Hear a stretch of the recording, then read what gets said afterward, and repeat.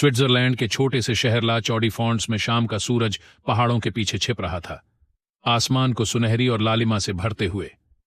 शहर के एक कोने में लकड़ी की एक छोटी सी झोपड़ी में 14 वर्षीय हांस विल्सडॉर्फ एक पुरानी मेज पर बैठा था। उसके सामने एक पुरानी पॉकेट घड़ी के पुर्जे बिखरे पड़े थे, जिनमें वो गहराई से खोया हुआ था। हांस एक गरीब परिवार में पैदा हुआ था। उसके पिता एक साधारण घड़ीसाज थे, जो जल्दी ही इस दुनिया से चले गए। 12 साल की उम्र में हांस अनाथ हो गया और उसे अपने कठोर स्वभाव वाले चाचा के पास भेज दिया गया। चाचा चाहते थे कि हांस उनके हार्डवेयर की दुकान में मदद करे, लेकिन हांस का मन हमेशा घड़ियों के तंत्र मंत्र में ही रमता था। हर रात हांस चुपके से अपने चाचा की दुकान से टूटी फूटी घड़ियां और धातु के टुकड़े चुरा लाता और अपनी छोटी सी मेज पर उन्हें जोड़ने और समझने की कोशिश करता। एक दिन एक अमीर व्यापारी के घर पैकेज डिलीवर करते समय हांस ने पहली बार कलाई की घड़ियों के बारे में सुना। लोग इसे सिर्फ एक नया चलन मानते थे और इसकी सटीकता और मजबूती पर विश्वास नहीं करते थे, लेकिन हांस के लिए यह एक क्रांति थी।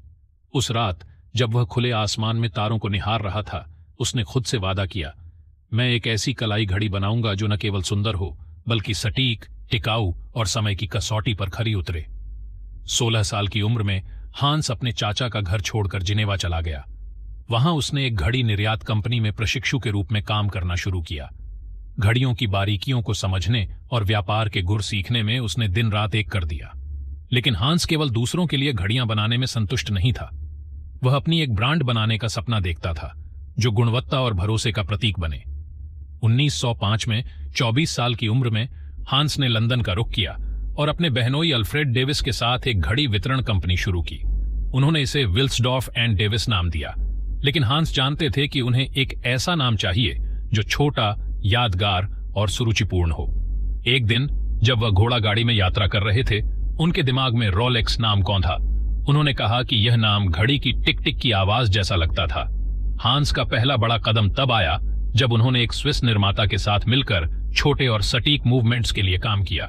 1910 में रोलेक्स घड़ी को स्विस प्रमाण पत्र मिला, जो सटीकता की पहचान थी। 1926 में हांस ने ओनेस्टर पेश की, दुनिया की पहली वाटरप्रूफ घड़ी। इसे प्रमोट करने के लिए उन्होंने एक महिला को इसे पहनकर इंग्लिश चैनल तैरकर पार करने के लिए कहा। इस घटना ने रोलेक्स को अंतर्राष्ट्रीय स्तर पर पहचान दिलाई।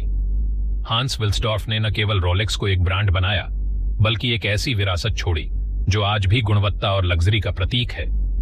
अपनी संपत्ति का एक बड़ा हिस्सा उन्होंने दान और समाज सेवा के लिए समर्पित कर दिया।